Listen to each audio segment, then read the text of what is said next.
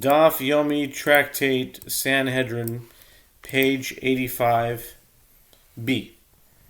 Top of the page, with the previous, it's actually with a question in the previous Amud. The Gemara challenges, if so, his son should be exempt as well, since his father's execution is imminent.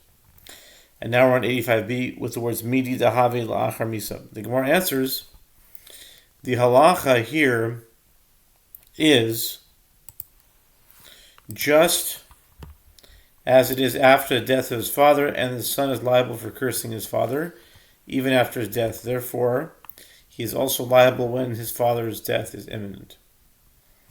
My Havilah, Amar Rabba bar Rav Huna, V'chein Tana Devei Rabbi Yishmael.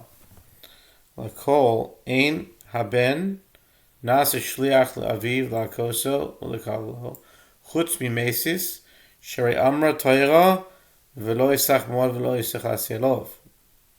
Despite several attempts to cite proof contradicting his opinion, there is no conclusive refutation of the statement of Rav Sheshes that a son may serve as an agent of the court to punish his father.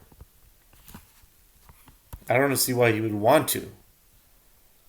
And if he wanted to, he shouldn't probably do it. Probably should not be allowed to do it. Because he's angry, it means he has a bad relationship with his father. And he's not doing L'Shem Shemayim. Who would want to... So anyway, this is all theoretical anyway. The Gemara asks, what halachic conclusion was reached about the matter? Rabba bar Rav Huna says, and likewise the school of Rabbi Yishmael taught, with regard to all cases, a son is not designated as an agent to strike his father or to curse him, except in a case where his father incites others to worship idols. As the Torah states, neither shall you spare, nor shall you conceal him. Deuteronomy 13, verse 9. New Mishnah. Hamake avi v'imoi, eino chayiv ad shiyase bahen chaburo. Ze chomer v'makale v'mamake.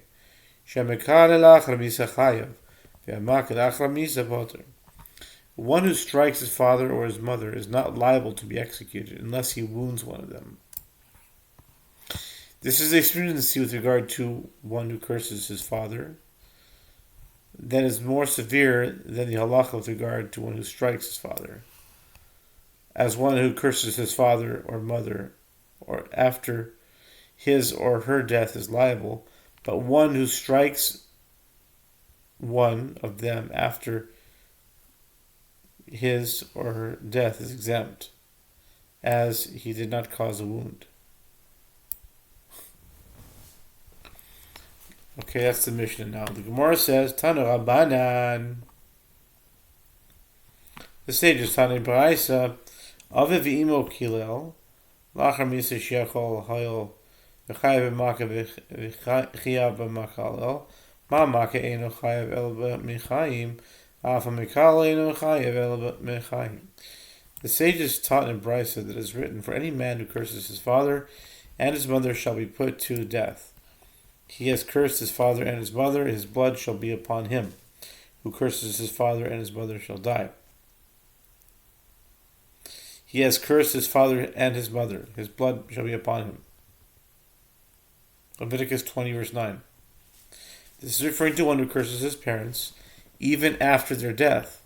As one might have thought, since one is liable for striking and one is liable for cursing, just as one who strikes is liable only when his father and mother are alive, so too, one who curses is liable only when they are alive. Odd. Kal v'chomer Uma makesha asam bo shelo be'amecha ki be'amcha lo nichayev bo le'achar miso mikala shelo nase bo shelo be'amcha ki be'amcha eno din shelo chayev bo le'achar miso. Furthermore, one may draw an a fortiori inference if, with regard to one who strikes another, where the Torah deems the status of striking one who performs actions not of your people, meaning a sinner, like that of striking one who performs his actions, like actions that are of your people, yet the Torah did not deem him liable for striking another after death, then with regard to one who curses, where the Torah deemed the status of cursing one who performs actions not of your people like that of cursing one who performs actions that are of your people, is it not right that the Torah should not deem him liable for cursing another after their death? Talmud loimal avi v'imo kilel la'achar misa. Therefore, the verse states the extraneous phrase, he has cursed his father and his mother, to include even one who curses his father and his mother after his parents' death. Honich Rav Yonason demiatar lekra avi v'imo ela Rav Yehoshua ma'yikelem himal.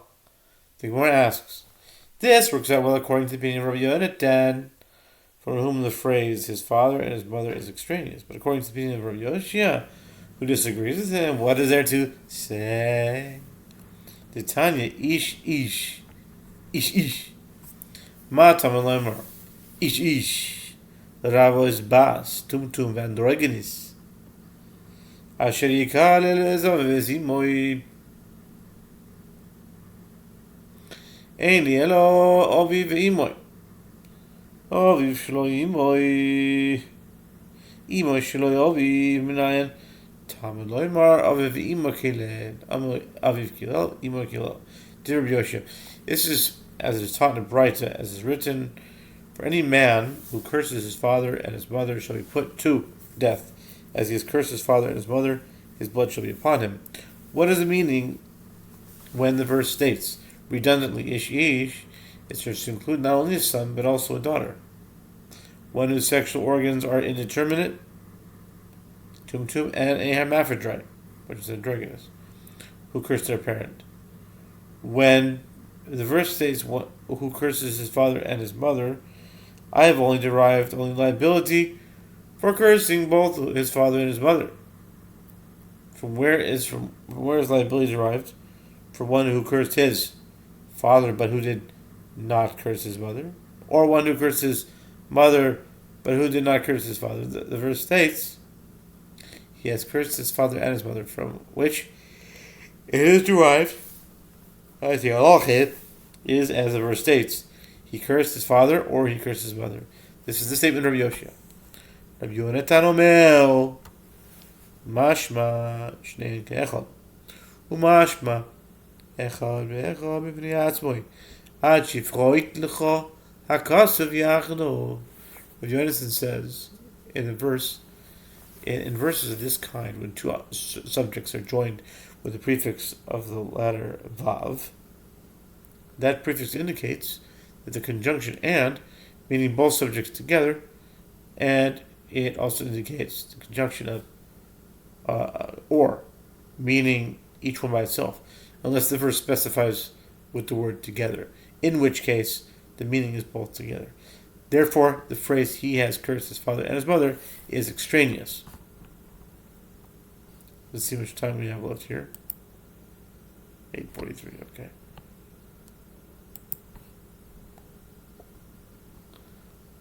You know, honey, you know what? Well, let's go to a different area. We'll wake up a little bit. What about Minole? We're holding by Minole. And you understand there. Minole, okay. We were holding by Minole. Minole nafkale mi b'mekala aviv. Since according to the opinion of Yehoshua,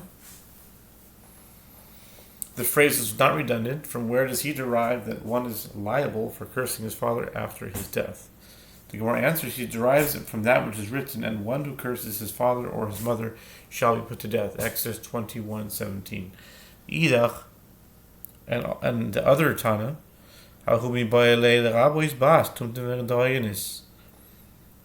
Tana, Rabbi Yonatan, what does he derive from this verse? The Gemara answers, he requires the other verse to include a daughter, a tumtum, and a hermaphrodite in the prohibition against cursing a parent. V'tepuk le me'ish ish. Diber ha'toiras chalashim min. The Gemara challenges, but let him derive that halacha from the redundant use of ish. As Rabbi Yehoshua does, the Gemara responds, Rabbi Yochanan holds that the Torah spoke in the language of the people. The repetition of the term ish is merely a rhetorical flourish commonly employed in speech, and no additional halachot can be derived from it. V'lisni choimer b'makeh b'mekalel she'amake asa boy shelo b'yamcha k'v'yamcho ma she'en kein b'mekalel kasava makshina nako liklolo. The Gemara asks with regard to the Mishnah, and let the Tana teach a second stringency in the Mishnah. This is a stringency with regard to one who strikes his father. That is more severe than the halacha with regard to one who curses his father. That with regard to one who strikes a parent. The Torah deemed the status of striking one who performs actions not of your people to be like that of striking one who performs actions of your people, which is not so with regard to one who curses a parent. The Gemara responds, the Tana of the Mishnah disagrees and holds that we liken striking to cursing based on the juxtaposition of the verse. Lema hani tanai kahani tanai detani chada kusi atamitzav el hakoisai v'atamitzav el kilelosai v'tanya idach atamitzav lo al kilelosai v'lo al hakasai. The Gemara suggests, let us say that the opinions of these following Tanaim are parallel to the opinions of those following Tanaim, as is taught in one Braita. With regard to a Samaritan, you are commanded to refrain from striking him, but you are not commanded to refrain from cursing him. And it is taught in another Braita, you are commanded neither to refrain from cursing him, nor to refrain from striking him. Savruha tikuli al makutim gere emeshein. Mailav v'akamivnigi demar saval makshinan ha'ka'or liklolo u'mar saval lo makshin ha'ka'or liklolo. It is assumed that everyone, meaning the Tana of each Braita, agrees that Samaritans are true converts. Since their conversion was sincere, their status is that of a Jew who sinned. Based on that assumption, the Gemara suggests, what, is it not that they disagree about this? That one sage, the Tana of the second Braise, holds that we liken striking to cursing, and the halacha is the same with regard to both. And therefore, it is neither prohibited to strike a Samaritan, nor is it prohibited to curse him. And one sage, the Tana of the first Braita, holds that we do not liken striking to cursing, and there is no prohibition against cursing a sinner, but there is a prohibition against striking him. Lo. Dikuli alma makshin alma lo makshinan hakol klolo. Bihacha b'haka meflegi. Mar savar kusim gere emeshen. Umar savar kusim gere arroyosen. The Gemara rejects the parallel between the two Tanaitic disputes. No. Everyone, meaning the Tanaim in each Braita, agrees that we do not liken striking to cursing. And here they disagree about this. One sage, the Tana of the first Braita, holds that Samaritans are true converts, and their status is that of a Jew who sinned. Therefore, there is no prohibition against cursing him, but there is a prohibition against striking him. And one sage, the Tana of the second Braise, holds that Samaritans are converts who converted under duress due to the threat of lions. See 2 Kings chapter 17. And their conversion was never valid. Therefore, their legal status is that of a Gentile, and it is neither prohibited to strike a Samaritan nor to curse him. Ihachi Hainu diktaniala Bishorok Yisrael. Remember, I'm just reading it. It doesn't reflect my own opinion. I have to state that disclaimer all the time. Ihachi Hainu diktaniala Bishorok Yisrael El Shmamina Behekesha Pli Shmamina. The Gemara asks, If so, is that consistent with that which is taught with regard to the second brisa in terms of damage caused to his ox? His status like that of a Jew? Apparently, even the Tana of the second brisa holds that the conversion of the Samaritans was sincere. Rather learn it from the two Tanaim disagree with regard to the juxtaposition of the two prohibitions as initially suggested. Their dispute is not with regard to the status of a Samaritan. The Gemara affirms, conclude from it, that this is the crux of their dispute. New Mishnah. The Mishnah states,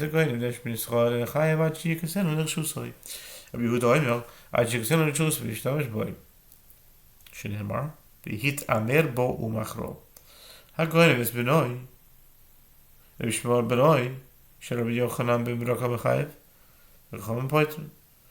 גנב מישהי חצי עבד חצי בן חוירין, רבי יהודה בחייב, וחומן פויטרין. The Mishnah states, one who abducts a Jewish person is not liable to be executed unless he brings the abductee into his domain. Yehoshua says he's not liable unless he brings him into his domain and exploits him. Whatever that means. Exploits him. As it is stated, if a man shall be found abducting a person of his brethren, the children of Israel, maybe it means something sexual, I don't know.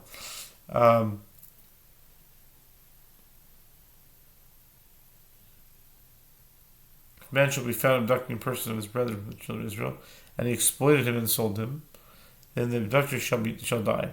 Deuteronomy 24:7. The phrase exploited him indicates using him for labor. With regard to one who abducts his own son and sells him, Rabbi Yishmael, the son of Yochanan ben Broka, deems him liable, and the rabbis deem him exempt. If one abducted one who is a half-slave and half-free man, a Canaanite slave, who belonged to two owners, and was emancipated by one of them, Yehuda deems him liable, and the rabbis deem him exempt. Okay, next up. Oh, we're almost done. Oh, Hashem. See here. Gemara. The Gemara asks, "V'tana kama lo iboy imor Amar Rabbi Acha Berei Derava Imor Pachos Mishava Pruta Ikabinayim." The Gemara asks, and does the first Tana not require exploitation as a condition for liability? The Torah states it explicitly in Deuteronomy. Rabbi Acha, son of Rava, says the difference between them is in a case of exploitation worth less than the value of a pruta. The first Tana holds that one is liable for any exploitation, and there is no minimum value in order to establish liability. Rabbi Yehuda holds that one is liable only if one derives benefit equal to at least one pruta from his exploitation. Okay. Boy Rabbi Yirmiyah, Ganvo Macharo Yashin, Mahu, Machar Isha Le'ubra, Mahu, Yesh Deri Imur Bekach, O Ein Derech Imur Bekach. Rabbi Yirmiyah raises a dilemma. If one had abducted another and sold him while he was asleep, what's the halacha? If one abducted and sold a pregnant woman solely for the benefit from her fetus, what is the halacha? It is a matter of exploitation for which one is liable. Is that manner of exploitation? If one abducted another and sold him to sleep, what's the halacha? Okay. If one abducted and sold a pregnant woman solely for the benefit of her fetus, what is the halacha? Is that a manner of exploitation for which one is liable to be executed, or is that not a manner of exploitation for which one is liable to be executed? V'tepukle deleka imor klal. I'm going to find out. Be right back. Let me pause it for a second. I'll be right back.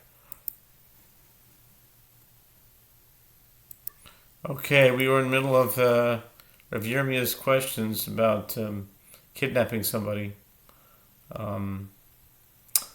The Gemara asks with regard to the dilemmas raised by Rabbi Yirmiyah. Typically, deleka imor klal lo tzricha yashin דזגה עלי אישה לפה זיקה דרך אימור בכך או אין דרך אימור בכך my teku. The Gemara asks with regard. Okay, Rabbi Yirmiyah, let him derive that the abductor is not liable as there is no exploitation at all of a sleeping individual or a fetus. The Gemara answers, no, it is necessary to raise the dilemma only with regard to the sleeping individual in a case where one reclines on him, and with regard to the pregnant woman, where one stands her in the face of the wind to protect himself from the wind. He has to use them in some way. In those cases, is that a manner of exploitation for which one is liable to be executed, or is that not a manner of exploitation for which one is liable to be executed? What is the halacha? The Gemara concludes, teku. And this is the 183rd teku, according to Rabbi Yehoshua, Aaron Yehoshua Pessin's book, teku. He counts all the tekus. And this is the 183rd teku appearing in Shas Bavli, Talmud Bavli. And it is only the second teku in all of Tractate Sanhedrin, believe it or not. If you think back about it, there weren't a lot of tekus. There's only one other teku. I can't remember what it was, but this is the second one. Okay, according to his book. What is it? Okay, teku, unresolved. Tana Rabbanon. I'm glad to rise.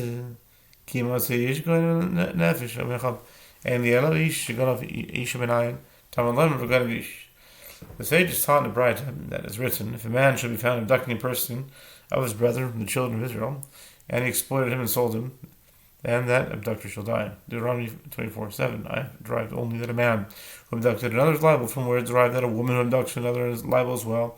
It is derived from the verse that states, anyone who abducts a man and sells him, if he shall be found in his hand, he shall put to death. Exodus 21:16, where the sex of the abductor is not specified. I have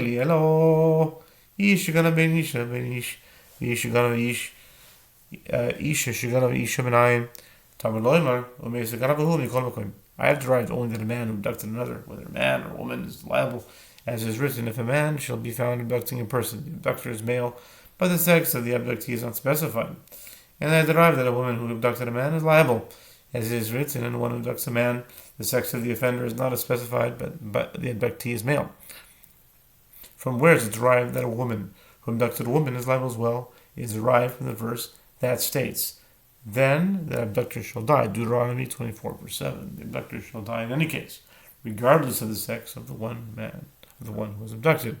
Tanya Yidach, Ki Motzish, going to Nefesh Mechov, Echad Goyim Vesish, Vechad Vechad Ger, Vechad Eved, Mishuchrar Vekoten Chayov, Kanoviv Lemachre, Machre Vedain Yeshtem Rishus Pater, Machre Laviv Yachiv, Uriechem Nekroiv Chayev, according to Savodim Pater. It's taught in another Braita, as written, if a man is found abducting a person of his brethren, from which it is derived, whether he abducts a man, or whether he abducts a woman, or whether he abducts a convert, or whether he abducts an emancipated slave or a minor, he's liable. If he abducted another but did not sell him, or if he sold him but he remains in his domain, the abductor is exempt.